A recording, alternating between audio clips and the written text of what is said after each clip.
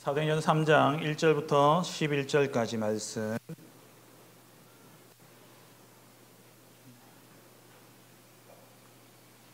한 절씩 교독하겠습니다. 제9시 기도 시간에 베드로와 요한이 성전에 올라갈새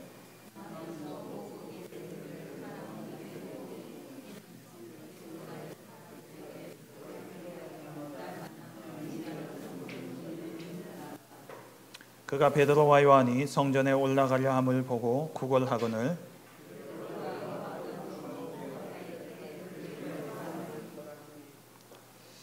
그가 그들에게서 무엇을 얻을까요? 바라보거늘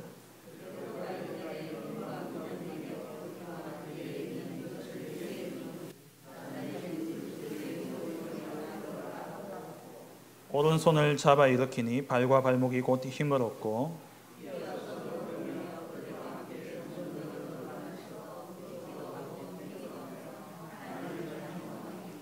모든 백성이 그 걷는 것과 하나님을 찬송함을 보고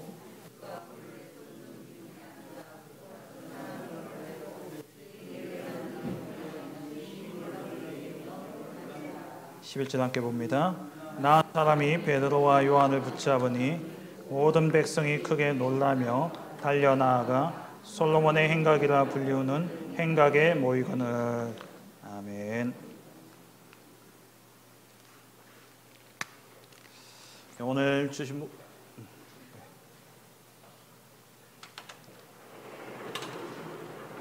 사도행전 3장 말씀을 가지고 전도자의 눈이라는 제목으로 말씀 보겠습니다.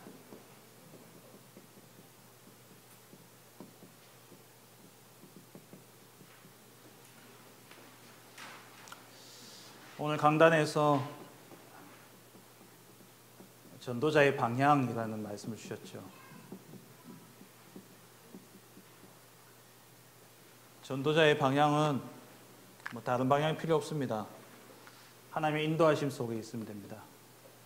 성령의 인도하심을 따라가는 것이 우리의 방향이죠. 하나님이 우리와 함께 하시기 위해서 이 땅에 육신을 입고 그리스도로 오셨습니다. 시대마다 하나님이 함께 하시기 위해서 우리에게 언약을 주셨어요.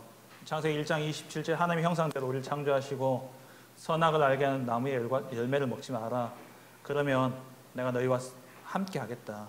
너희 인생을 내가 책임지겠다 하셨는데 인간이 거부해버린 거죠. 그 거부의 역사가 계속 반복되어지는 겁니다. 그래서 하나님이 한 민족을 택하셨어요. 이스라엘을. 그런데 이 이스라엘 민족도 하나님과 함께 할 것을 거부해버리고 그래서 하나님이 이제 우리 안에 들어오시기로 하신 겁니다. 그래서 보혜사 성령을 우리에게 보내어 주셔서 성령께서 우리 안에 들어오신 것이죠. 이 성령 내주라는 말은 어마어마한 비밀이 담겨있는 말입니다. 하나님이 우리가 연합되어졌다는 말이고 우리가 하나님과 함께 한다는 말이고 그리고 우리가 하나님의 뜻과 하나님의 계획 아래서 나는 죽고 내 안에 그리스도께서 사셨다라는 그것을 의미하는 말이에요. 성령께서 내주하셔서 우리의 삶을 인도하십니다. 그래서 우리가 누려야 될 복은 임마누엘이죠. 우리가 이 임마누엘을 위해서 날마다 우리가 훈련이 필요하다 말씀하셨어요. 왜냐하면 하나님이 우리를 구원하시고 끝나는 것이 아니라 구원하셔서 우리를 세계 복음을 위해서 쓰시길 원하시기 때문에 우리는 그 방향 속에서 하나님께 쓰임받기 위해 훈련을 받아야 되는 겁니다. 임마누엘, 하나님 나와 함께 하신다는 이 사실들을 우리가 날마다 말씀 붙잡고 묵상 속에 들어감으로 우리의 인생이 재편집되어지고 그 속에서 오직 율성 재창조의 응답 속에 세계 복음화의 귀중한 응답을 내 힘으로 누리는 것이 아니라 임마누엘을 통해서 우리가 누리게 되어지는 것이죠. 그래서 전도자는 하나님과 함께하는 임마누엘의 축복 속에 그 인도 따라 세계 복음화의 언약을 이루는 거기에 우리는 방향을 맞춰야 되는 것이죠.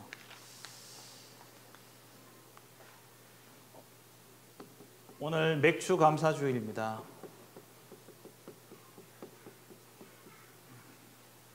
일 년의 딱 중간이죠. 6개월, 벌써 6개월이 지났습니다. 올 한 해 너희가 그 땅을 차지할 것이라 라는 언약 속에서 237과 시우와 서밋의 언약을 우리에게 주셨죠. 이 언약을 붙잡고 달려온 지가 벌써 이제 반환점에 도달했습니다. 하나님 지금까지 어떤 응답을 주셨고 또 앞으로 이 응답을 어떻게 이루어 가실지 우리가 다시 한번 점검하면서 가야 될 시간표입니다. 운동 경기에는 반드시 하프타임이 있어요. 쉬는 시간이 있죠. 그런데 선수들을 쉬게 하기 위한 목적도 있지만 전략을 제대로 구사했느냐, 그러면 그 전략이 안 먹혔다면 다음을 위해서 어떤 전략을 써야 될 것인가. 그래서 필요한 게 축구의 하프타임이고 농구의 중간중간에 쉬는 시간이죠. 우리의 인생도 마찬가지입니다. 학교에서도 애들 방학이 사실 그 목적 아닙니까? 우리 인생의 올 2021년 한 해 그 땅을 차지할 것이라는 이 언약을 붙잡고 우리가 올 한 해 이 말씀이 어떻게 지금까지 이루어졌고 또 한 해를 두고 어떻게 이루어 가실지를 점검하고 또 인도받는 그러한 은혜가 있기를 주의 이름으로 축원합니다.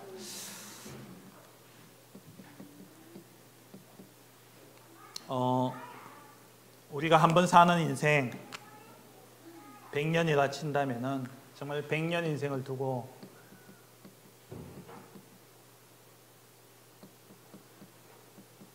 응답을 우리가 받아야 돼요. 이 100년의 응답을 받기 위해서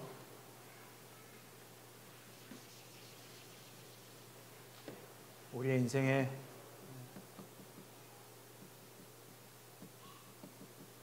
편집이 이루어져야 된다 말씀하셨어요.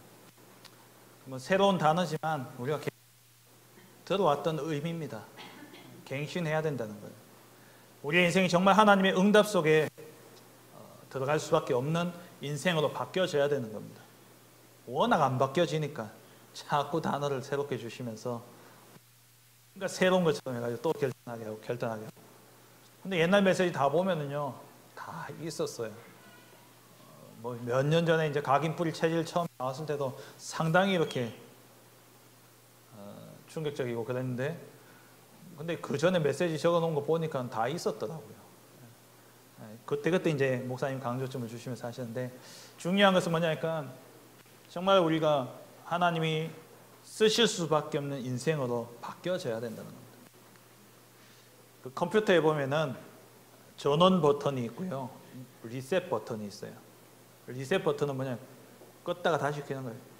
뭐 이렇게 컴퓨터 잘 안 되면은 자꾸 물으면요, 그래 이야기하잖아요. 야, 리셋 버튼 눌러라고. 그러면은 안 되던 것도 꺼지고 다시 켜지면요, 딱 다시 세팅이 되죠. 우리의 인생이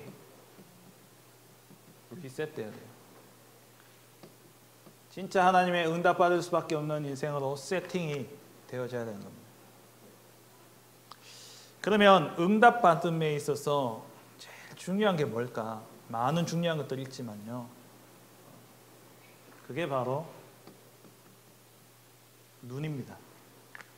바라보는, 그러니까 불신앙의 눈으로 보느냐 믿음의 눈으로 보느냐, 뭐 이처럼 우리가 세상을 볼 때도 어떤 관점으로 보느냐, 그게 너무 중요하죠. 한자를 볼관자를 쓰잖아요.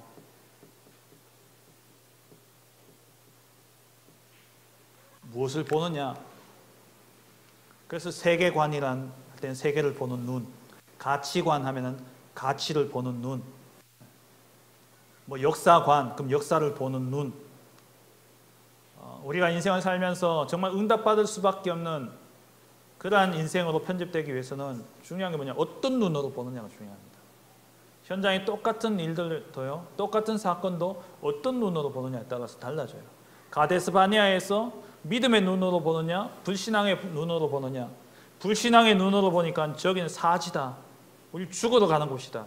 근데 믿음의 눈으로 보니까 아니다, 하나님이 우리와 함께 하시면 저 땅은 우리의 차지가 될 것이고 우리의 몫이 되어질 것이다. 같은 사건도 어떤 눈으로 보느냐, 거기에 따라서 응답은 천차만별이에요. 완전히 차이가 납니다. 천지 차이예요.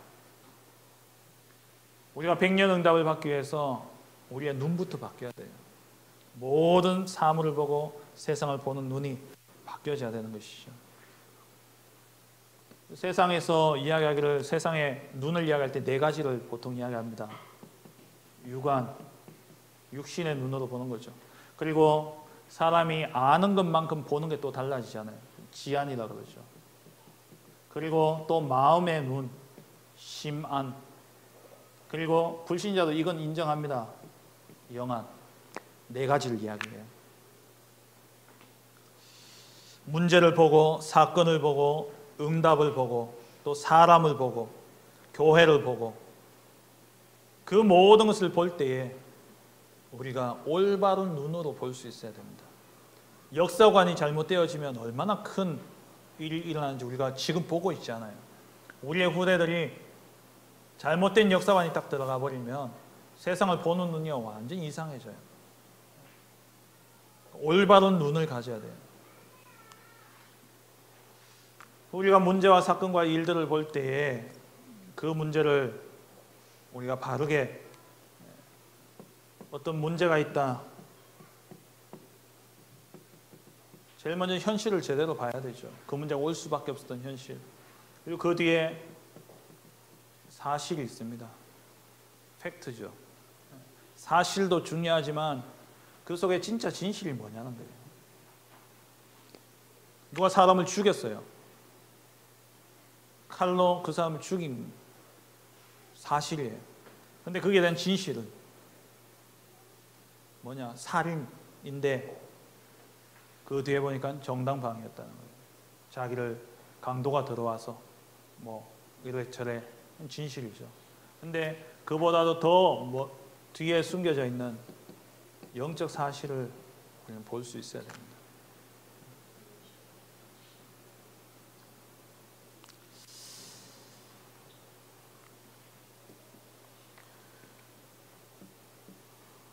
우리가 보통 이제 세계를 보는 눈을 이야기할 때 세계관이라는 단어를 쓰잖아요. 어떤 세계관으로 보느냐. 우리는 복음을 가지고 있기 때문에 정말 복음적인 세계관을 가지고 있어야 돼요. 복음의 눈으로 세계를 볼 수 있어야 됩니다. 기독교적 세계관, 또 복음적 세계관, 이런 단어를 많이 쓰는데, 복음적 세계관은 뭐냐? 세 가지로 보는 거예요. 하나님이 모든 세상 만물을 창조하셨고, 그러면 이 땅의 문제는 왜 왔냐? 인간이 하나님을 떠나 타락해버렸기 때문에. 그러면 해답은 뭐냐? 구속이다, 구원이다. 이게 세계를 보는 눈입니다. 이게 전도자의 눈이에요.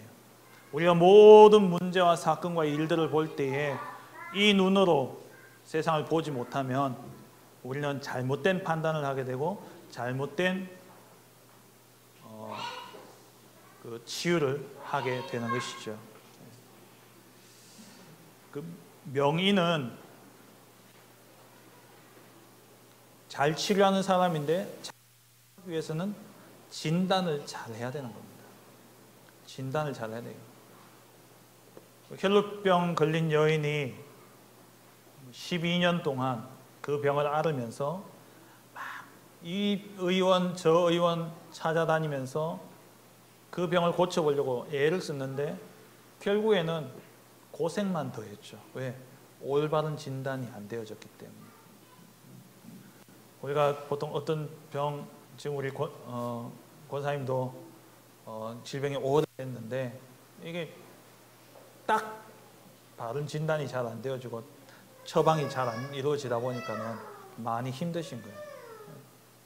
우리 이미도 권사님도 이 병원 저 병원 다니다가 이제 큰 병 갔더니만은 약을 하나 줬더니만 드시고는 뚝 끊어져 버렸어요. 이렇게 말씀하시더라고요. 야, 이래 와서 병원에서 병 치료되면은 병원 오는 것도 재밌겠다 하고 이야기하시더라고요. 어쨌든 진단이 제대로 되어지면 처방이 되어집니다. 처방되어지면 치유되어져요. 근데 많은 사람들이 진단을 제대로 못하는 거죠.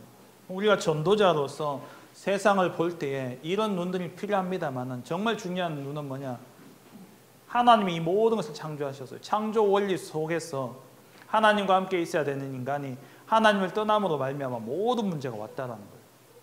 그렇다면 답은 하나님 만나는 것밖에 없습니다. 당장에 볼 때는 이게 지금 내 머리 아픈 거, 이게 지금 내 다리 아픈 거, 이게 지금 내 목 아픈 거, 그거하고 무슨 상관이 있냐 하지만 올라가면 정말 본다면 모든 시작은 하나님을 떠남으로부터 시작되어졌다는 거예요. 우리가 이것을 보지 못하면은 절대 전도 못합니다. 전도할 이유가 없어요. 전도는 하나님이 주신 절대 사명입니다. 오늘 강단에서 말씀하셨듯이 하나님의 소원이 모든 민족으로 제자 삼아라. 천하 만민에게 이 복음 전파하라. 땅 끝까지 증인되리라. 그러면 저 사람들에게 복음 전해야 될 이유가 있어야 될 거 아니에요. 우리가 생각할 때는 그냥 어디 망했거나 또 어디 아프거나 뭔가 모르게 좀 결핍되어져 있고 뭔가 모르게 좀 약하고 부족한 사람들한테는 복음이 필요한 것처럼 느껴지는데, 우리가 세상적인 기준에서 볼 때 다 있는 사람들은요 안 보이죠. 뭐가 필요한지. 저 사람들에게 복음이 필요한 이유가 안 보입니다. 이 눈으로 안 보면은요 절대 전도는 늘 대상이 정해져 있어요. 그런데 하나님은 뭐라고 이야기하십니까? 모든 민족이래요. 어제 뉴스를 보니까 우리나라가 드디어 이제 개발도상국에서 선진국이 되었다 라면서 뉴스가 나오더라고요. 이제 우리도 선진국입니다. 우리 다 선진국 국민들이에요. 선진국들, 강대국들 복음이 필요하냐? 이 눈으로 볼 때는요 정말 필요한 거예요. 그래서 목사님 계속 말씀 주셨듯이 애굽이 사단에게 노예되어져 있는 강대국이었다는 거예요. 우리가 사람을 보고 사건을 보고 문제를 보고 모든 것을 바라볼 때에 이 세 가지 눈으로 보지 않으면 절대 답을 줄 수 없어요. 오늘 이 눈으로 베드로와 요한이 안전뱅이를 바라본 겁니다. 이 안전뱅이를 보니까 안전뱅이 오늘 3장에 나옵니다만 1절에 제9시 기도 시간에 우리나라 시간으로 치면 오후 3시쯤 됩니다. 유대인들이 제3시, 제6시, 제9시 이 하루에 3번 기도하게 되어 있어요. 제3시라 하면 오전 9시, 오후 12시, 그리고 오후 3시. 그러니까 베드로와 요한은 예수를 믿었지만 유대인들의 그 종교적인 관습 속에 같이 인도받고 있었고, 그리고 또 그 시간에 사람들이 기도하러 모이니까 복음 전하기 좋은 시간이니까 그렇게 올라가지 않았나 그렇게 이야기를 합니다. 그러면서 오늘 보니까 분명히 안전뱅이에 대해서 뭐라고 이야기되어 있냐니까 나면서 못 걷게 된 일이라고 되어 있어요. 나면서 못 걷게 된 일. 모태에서부터 장애를 가지고 태어난 겁니다. 절대 불가능한 상태죠. 이 사람을 이제 미문에 앉아서 이 사람이 구걸을 하고 있는 겁니다. 그 모습을 보고 오늘 베드로가 이 사람을 치유하는 그러한 내용이 나오죠. 첫째로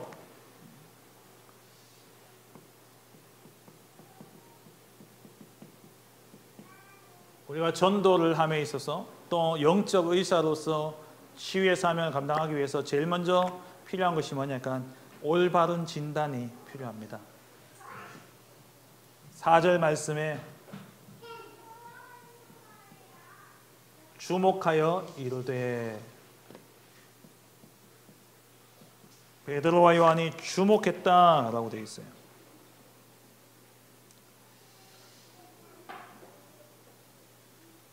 이 주목하다라는 단어는 사도행전 1장 10절에 보면 제자들이 예수님께서 하늘로 올라가실 때에 하늘을 보면서 자세히 예수님을 끝까지 쳐다보잖아요. 그때 그 단어하고 똑같은 겁니다. 그러니까 베드로와 요한이 집중해서 그 사람을 응시하고 그리고 그 사람을 바라봤다라는 거죠. 정확하게 제대로 봐야 된다는 말이에요. 이 안전뱅이를 볼 때에 유대인들은 잘못된 진단을 한 겁니다. 이 사람의 문제가 육신의 문제라고 생각한 거예요. 걷지 못하니까 어디 나가서 일을 할 수도 없고 그러다 보니까는 경제적인 문제가 왔다라는 거죠. 그래서 이 사람에게 진짜 필요한 것은 뭐냐? 일을 못하니까 경제적으로 도와주는 것이 맞지 않겠냐. 그렇게 진단을 한 겁니다. 그러다 보니까 이들이 육신적인 봉사를 하는 사람도 있어요. 육신적인 봉사는 뭐냐? 못 걸으니까 누군가가 성전 미문에다가 데려다 놔야 되는 거죠.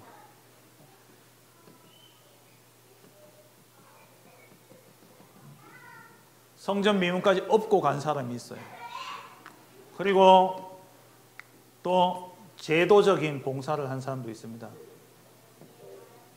무슨 말이냐? 일단 미문에 앉아서 구걸할 수 있도록 자리를 내줬어요. 이 사람이 그 성전 미문에 앉아서 구걸할 수 있도록 배려해 준 거죠. 자리를 내준 거예요. 위치도 아주 좋은 곳입니다. 문 이름 자체가 아름다운 문이에요. 문이 아름다워요. 근데 이 문의 위치가 어디냐니까는 이방인의 뜰과 헤롯이 이때도 아직 성전은 건축 중이었습니다. 성전이 건축 중이었죠. 헤롯이 BC 20년 전쯤인가 그때부터 시작해가지고 AD 64년까지 헤롯 성전이 건축이 돼요. 그러니까 64년에 완공되어집니다. 그때도 한창 건축 중이었는데 그때 그 미문 앞에 이방인의 뜰과 여인의 뜰 사이에 있던 문, 미문 앞에 이 사람이 앉아서 구걸할 수 있도록 자리를 내준 거예요. 거기는 이방인들도 드나들고 유대인들도 드나들고 그런 곳이었죠. 근데 이 유대인들에게는 종교적인 그런 것들이 있다 보니까 가난한 사람들에게 도움을 주는 게 하나님께 상 받는다는 생각이 있었어요. 그러니까 성전 미문에 그것도 예배하러 하나님 만나러 갈 때에 딱 앞에서 구걸하니까 이건 진짜 명당 중에 명당인 거예요. 예배하러 가면서 하나님 앞에 예배하러 가면서 하나님 앞에 기도하러 가면서 하나님 앞에 복 받기 위해서 가면서 안전뱅이가 있는데 동전 안 던져줄 사람이 없다는 거예요. 유대인의 정서상 가난한 자를 돕는 것이 미덕이기 때문에 그래서 던져주는 거예요. 너무나 좋은 자를 내줬어요. 그러다가 물질적인 봉사를 하죠. 동전을 던져주지 않습니까? 그런데 이 사람은 40년간 해결되어지지 않았어요. 이 문제가 근본적으로 해결되어지지 않았다는 거죠. 왜? 잘못된 진단을 했기 때문에. 이건 육신의 문제가 아니라는 겁니다. 베드로와 요한이 주목하여 보면서 올바른 진단을 하게 되어지죠. 사실에 주목하여 이르되 뭘 봤냐? 이 문제가 근원적인 문제가 있다는 겁니다. 단순히 육신의 문제가 아니라 육신의 문제는 죽으면 끝나잖아요. 그게 끝이 아니라는 거예요. 영원의 시간을 두고 봤을 때에 이 인간이, 이 안전뱅이가 육신의 문제를 넘어서서 그 이후에 지속되어질 이 문제가 해결되어지지 않으면 안 된다는 거예요. 그리고 그 육신의 문제가 올 수밖에 없는 그 시작이 바로 원죄의 문제고 사단의 문제고 지옥의 문제입니다. 하나님을 떠난 결과예요. 모든 질병이 어디서 왔습니까? 하나님 떠남으로부터 왔어요. 하나님 떠나는 순간 다 오염되어 버렸어요. 에덴 동산에서 쫓겨나는 순간, 사단이 이 땅의 왕이 되는 순간 이 땅은요 다 다 오염되어 버리는 겁니다. 오염된 물을 계속 먹어보세요. 병 걸리잖아요. 오염된 공기를 계속 마셔보세요. 병 걸리잖아요. 이 세상이 영적으로 육신적으로 모든 게 오염되어 버린 겁니다. 하나님 떠난 순간. 질병의 시작은 어디서 왔냐? 창세기 3장에서 왔어요. 모든 질병은 거기서 왔습니다. 인간의 경제적인 어려움과 삶의 고뇌, 삶의 어려움 어디서 왔습니까? 창세기 3장으로부터 온 거예요. 타락으로부터 시작되어집니다. 이것을 베드로와 요한이 본 거죠. 그 결과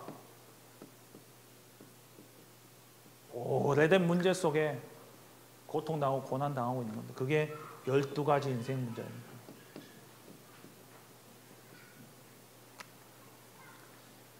이 사람을 위해서 업고 오는 사람도, 그 자리를 내준 사람도, 거기에 지나다니면서 동전을 던져준 사람도 다 이 사람을 위한 것처럼 보이지만 나 중심인 거예요.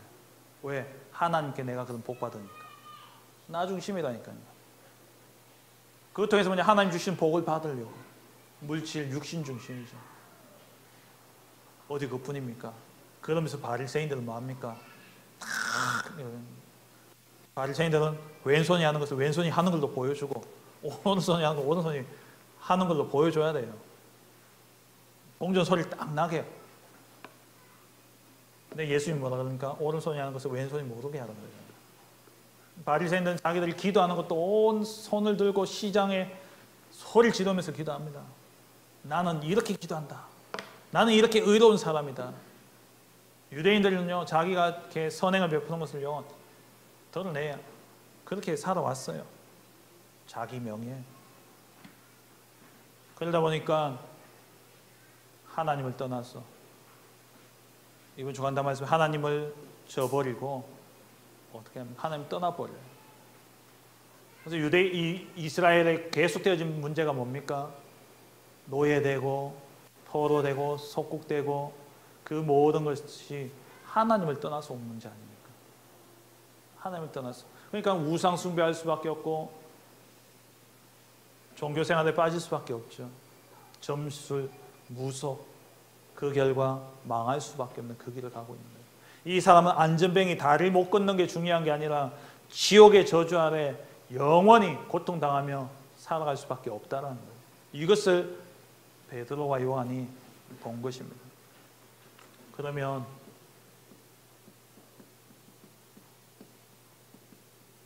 올바른 처방을 내려야 될 거 아닙니까? 이들은 잘못된 처방을 내렸죠. 잘못 진단했으니까. 유대인들은 잘못된 진단을 했기 때문에 잘못된 처방을 내리는 거예요.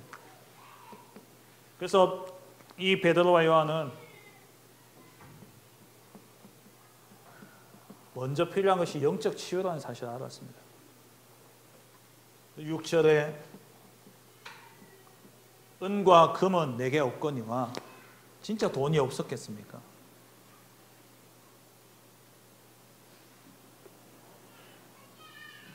2장 45절에 보면은 2장 44, 45절에 보면은 믿는 사람이 다 함께 있어 모든 물건을 서로 통용하고 또 재산과 소유를 팔아 각 사람의 필요에 따라 나눠주며 부족함 없었어요. 뒤에 보면은 5장에 넘어가 보면 이들이 부족함이 없었어요. 때에 따라서 필요하다 싶으면 자기 땅을 팔아서도 내놓고 그랬기 때문에 모자람이 없었습니다. 근데 돈이 없어서 예수님을 준 게 아니라니까요. 이 사람을 올바르게 딱 보니까 이 사람에게 진짜 필요한 것은 뭐냐? 그리스도라는 거예요. 영적 치유. 하나님 만나야 됩니다. 하나님 만나기 위해서는 죄 문제 해결되어지지 않으면 안 돼요.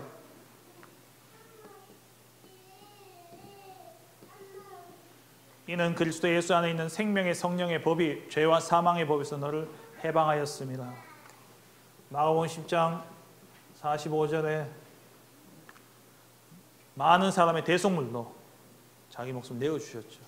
죄 문제 다 해결하셨습니다. 요한복음 5장 24절에 사망에서 생명으로 옮기셨어요. 죄로 인한 죽음의 문제를 완전히 해결하셨다는 것이죠. 그리고 참 왕이 되셔서 요한일서 3장 8절에 마귀의 일을 멸하시고 히브리서 2장 14절 15절에 죽음의 세력을 잡은 자 마귀를 멸하셨습니다. 참왕이 되셨어요. 결국 인생이 왜 이렇게 고통당하고 고난당할 수밖에 없냐? 사단에게 질질 끌려다니니까요. 질질 끌려다니니까. 그리스도께서 하나님 만나는 참 길 선지자가 되셨죠. 내가 곧 길이요 진리요 생명이니 나로 말미암아 아버지께로 올 자가 없느니라. 살려놓고 일단 물에서 건져놓고 인공호흡을 해도 해야 되는 거죠. 물속에 계속 빠져들어가는 중에는요 어떻게 할 수가 없습니다. 건져내야 돼요. 영적으로 죽음의 상태에 이르러 있는 이 영혼을 건져내고 이제 뭐 해야 되냐? 본격적인 치유를 해야 돼요. 구원해놓고 거기서 끝이 아니라는 거죠. 구원하시고 하나님이 쓰시려는 목적과 이유가 있습니다. 그래서 이 사람을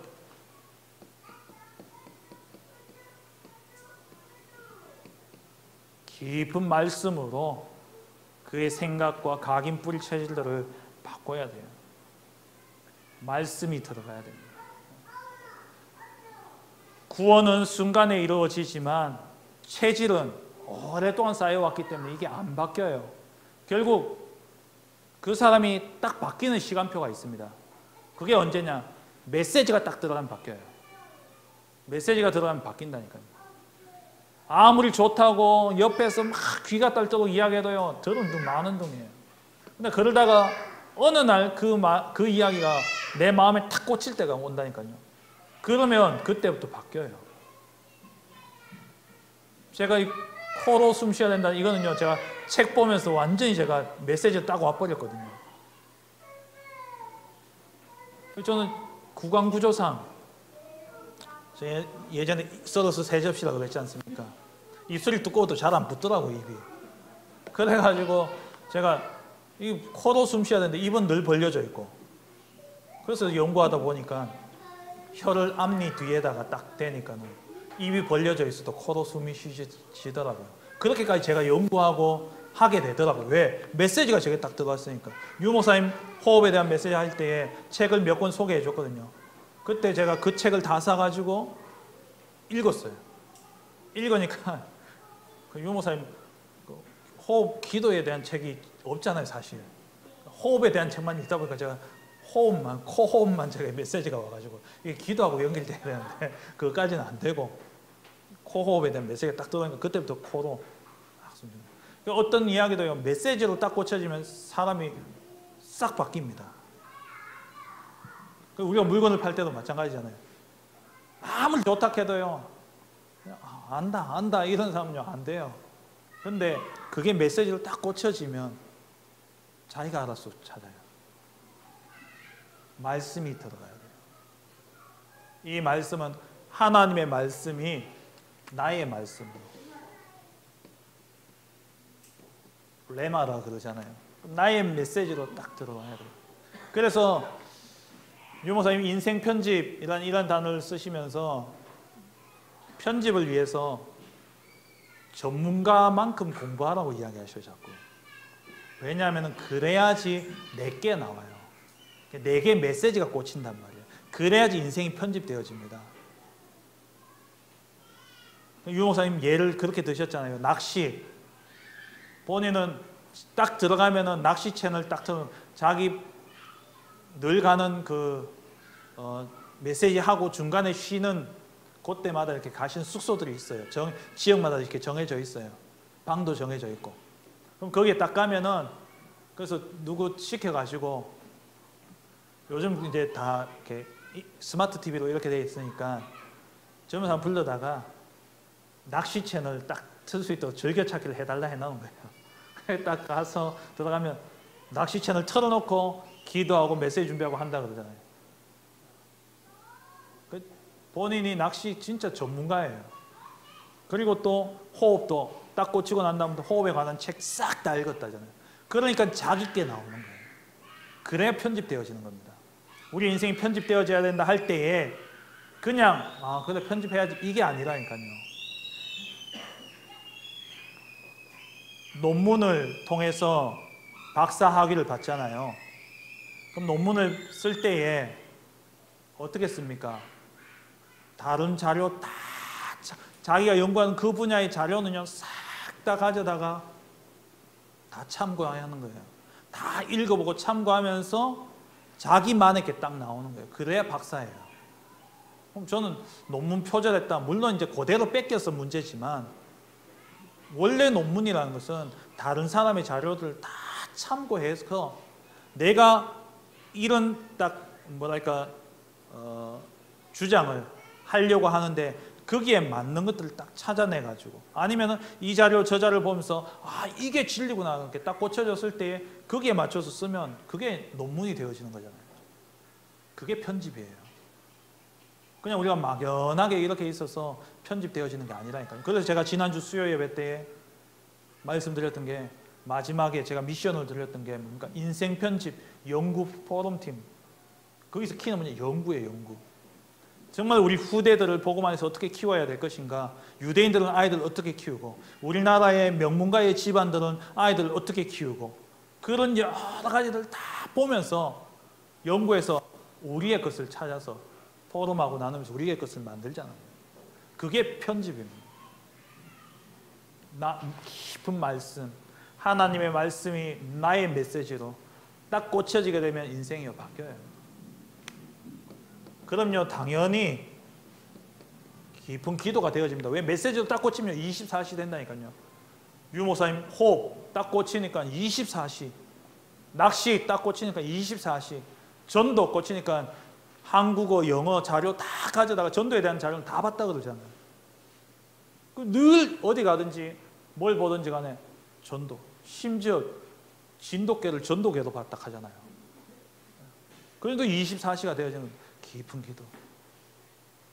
구원받고 끝나는 게 아니라니까요. 구원받았으면 체질을 바꿔야 진짜 참된 치유가 이루어져요. 치료하고 치유는 조금 다르죠. 치료는 신체적인 부분을 이야기한다면 치유는 전인적인 부분을 이야기합니다. 참된 치유가 일어나야 되죠. 여기서 나오는 게 깊은 호흡. 깊은 호흡은 길게 천천히가 키입니다. 들이쉴 때는 코로 길게 천천히.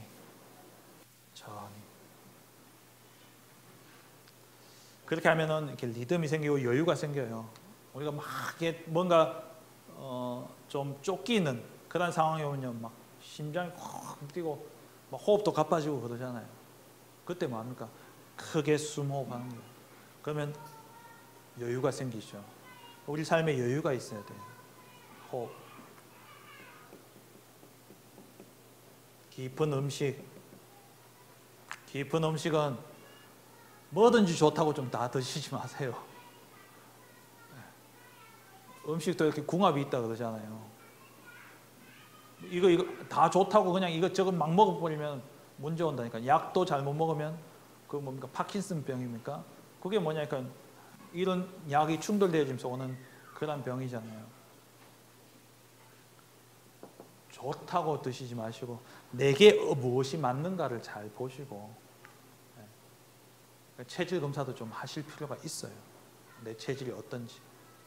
그래서 우리 박 권사님, 추장노인 같은 경우에는 또 그런 일을 하실 때는 그 사람의 체질과 그 사람이 정말 좋은 게 뭐, 이 사람은 어떤 체질이고 이 사람은 어떤 성향이고 그 아셔야 된다. 유 목사님 뭐라고 표현하시냐니까 내가 이제 치유 사역을 한다면은 콜레스테롤부터 해가지고 모든 그 사람의 그 자료, 건강 검진했던 자료, 그거 다 받아가지고 그래서 이 사람에게 뭐가 좋은지를 찾아서 그걸 줘야 돼요. 그게 깊은 음식이에요. 뭐든지 야채 때려놓고 오래 끓여가지고 마시면 좋은 게 아니라. 그리고 깊은 운동. 깊은 운동은 몸의 균형을 맞추는 거고 몸의 어떤 탄력과 어떤 리듬을 찾아주는 게 깊은 운동입니다. 자기에게 딱 맞는. 뭐 우리가 전부 다 뭐 보디빌더 될 건 아니잖아요. 그렇다고 막 아령 들고 이렇게 운동이 아니라 이 사람이 균형 잡힌 삶을 살아갈 수 있도록 그걸 해줍니다.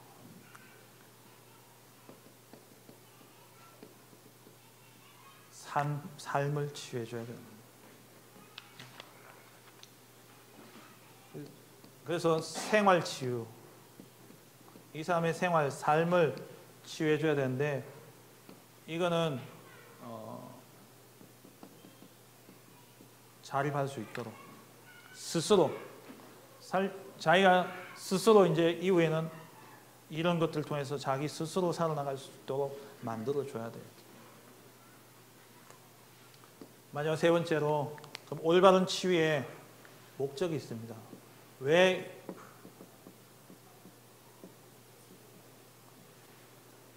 치유하느냐? 죽어가니까 물론 살려놔야 되겠죠. 거기서 끝이 아니잖아요. 치유의 목적은요,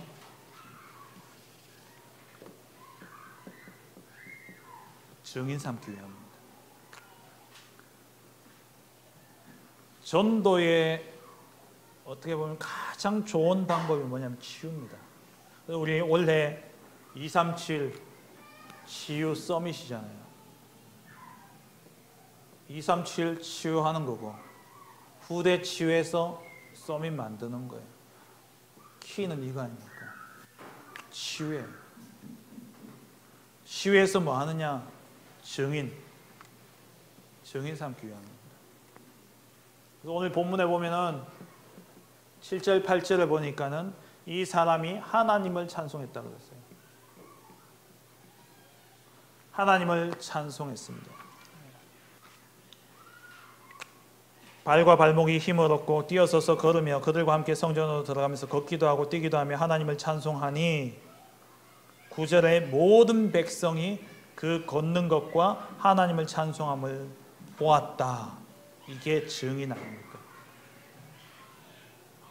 9절까지 이걸 보았다. 이것이 목적이에요. 16절에 보면은요,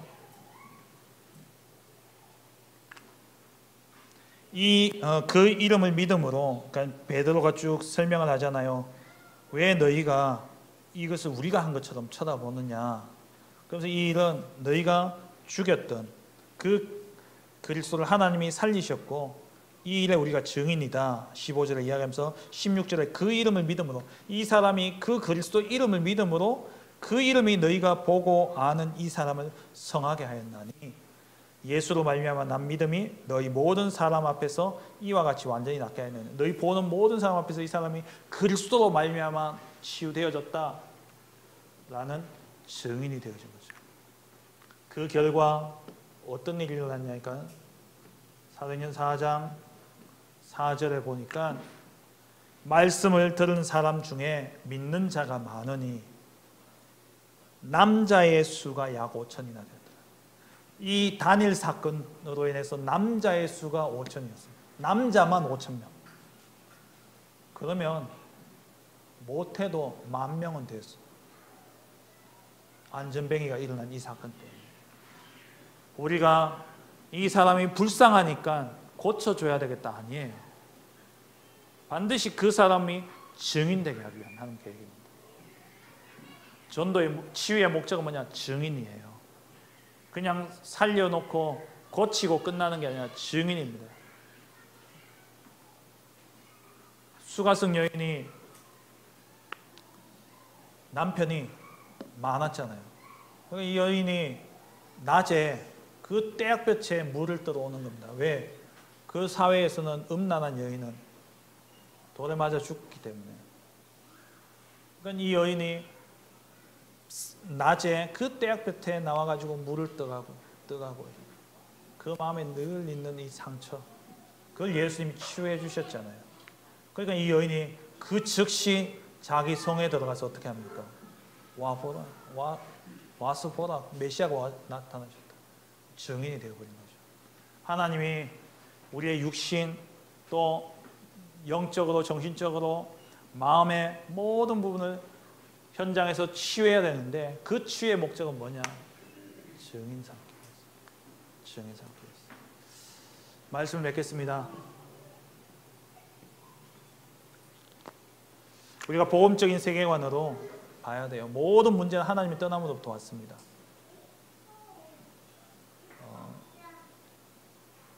이를 위해서 정말 이 복음적 세계관을 보기 위해서요, 오늘 강단에서도 이야기하셨습니다만 좀 훈련이 필요해요. 지금부터 뉴스 나오는 모든 사건을요, 창조, 타락, 구속으로 보세요. 하나님이 인간을 창조하셨는데 인간이 하나님의 떠남으로 말미암아 이렇게 악해질 수밖에 없구나. 이 눈으로 보는 연습을 하셔야 돼요. 그 훈련이 안 되어지면 좀 전도할 이유가 없어요. 그래서 지금부터 구원의 길을 가지고 묵상하시면서 뉴스를 보든 무슨 이야기를 듣든 인간관계에서 어떤 갈등이 생기든 간에 그 모든 것을 무엇을 보냐? 하나님 떠난 문제다. 이건 하나님 떠난 문제다. 그리고 이건 분명히 배후에 흑암이 역사하는 거다. 그러면 내가 흑암 꺾어야 되겠구나. 영적 싸움부터 싸우시고, 인간관계의 갈등이며 또 회사에서 일어나는 일들이며 여러 가지 사회에 일어나는 모든 사건과 문제를 창조, 타락, 구속으로 보셔야 돼요. 이게 전도자의 눈이에요. 이 눈으로 안 보면 우리는 전도할 이유 없다니까요. 정치인들 왜 싸웁니까? 하나님 떠난 문제예요. 하나님 떠나니까 전부 지중심이에요. 다 자기 중심. 어제 토요 메시지 가운데서 유 목사님 이야기하셨습니다만 천안함 사건, 그걸 딱 일어났으면 제일 먼저 우리나라의 젊은이들이 군대 가서 죽었잖아요. 그럼 이들을 가족과 그게 누가 잘못했다 그거는 차차 따지고 차차 풀면 되고, 시급한 건 뭡니까? 이 장병들이 죽었고 이들의 가족들이 하루아침에 자식들을 잃었는데 이들의 마음을 위로하고 이들을 도와줘야 되는 게 맞잖아요. 근데 정치인들 다 뭐합니까? 이걸 이용하잖아요. 문재인 정권 세월호 사건 가지고 정권을 바꿨잖아요. 근데 정작 세월호 유가족들은 저도 몰랐는데 뉴스 잠깐 보다 보니까는 시위하고 있더라고요. 정부가 그 이후로, 정권이 바뀐 이후로 자기들 이거 건물 지어놓고 박물관 지어놓고 그런 건 했지만은 실질적인 자기들의 그 어떤 이야기를 안 들어준다.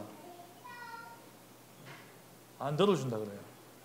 또 무슨 사건이 있었는데, 얼마 전에 그 우리 공무원 월북 해가지고 죽었다 이래 나왔잖아요. 그때 문재인 대통령이 내가 최대한 당신들 이야기를 들어주겠다 했는데 그 형이 그 보좌관한테 문자 보냈는데 다 씹어버렸대요. 그럼 이런 사건을 볼 때에 저게 문제의 원인 이래 볼 게 아니라 뭘 봐야 되냐? 창조, 타락, 구속. 문재인이 아니라 하나님을 떠난 인생은 다 저럴 수밖에 없구나. 다 자기 중심이고 자기 물질, 동기, 자기 이름 그것 위해서 다 살아가는구나. 이게 전도자의 눈이라는 거예요. 정권 바꿔야 된다. 어느 놈이 되든 똑같아요. 죄송합니다. 욕을 해서. 똑같다니까요. 국민의 힘이 된다고 진짜 국민의 힘으로 합니까? 안 해요. 속지 마세요. 그래서 우리는 복음 가진 렘넌트가 일어나야 되는 거예요.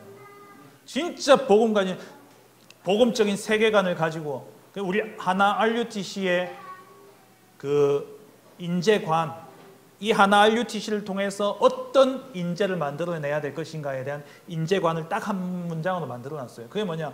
복음적 세계관으로 하나님 나라 세우는 전도제자.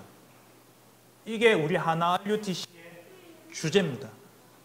후대 인재관이에요. 무슨 눈으로 세상을 보냐? 복음적 세계관으로 뭘 세우냐? 이 세상 나라가 아니라 하나님의 나라를 세우는 하는 사람? 전도제자. 그게 대안이에요. 정권 바뀐다고 똑같아요. 이제 젊은 서른 몇 살 됐는 당 대표가 이제 나오게 됐는데 젊은 사람들 요즘 이렇게 반응 좋고 그렇다고 난리예요. 그것도 그냥 여론이고 인기지. 진짜 잘할지 못할지 그건 모르나요. 아무것도 아니에요. 다 뭘 봐야 되냐? 이 눈으로 보셔야 돼요. 내 가족을 볼 때도 이 눈으로 봐야 되고요. 우리 회사 동료를 볼 때도 이 눈으로 봐야 되고요. 내게 일어나는 이런저런 사건과 문제들 다 이 눈으로 봐야 돼요. 왜 그러냐? 하나님 떠난 문제예요. 그래서 우리는 그리스도가 필요해요. 그래서 우리에겐 답은 오직이에요. 이 눈으로 안 보여지면 오직이 될 수가 없어요.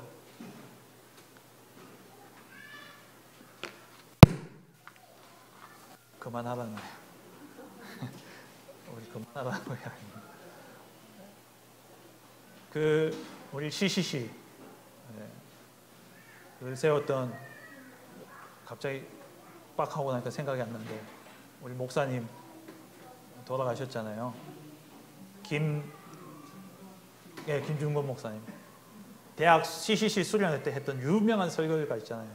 백문일답. 한번 그 글로 된 것도 있고요.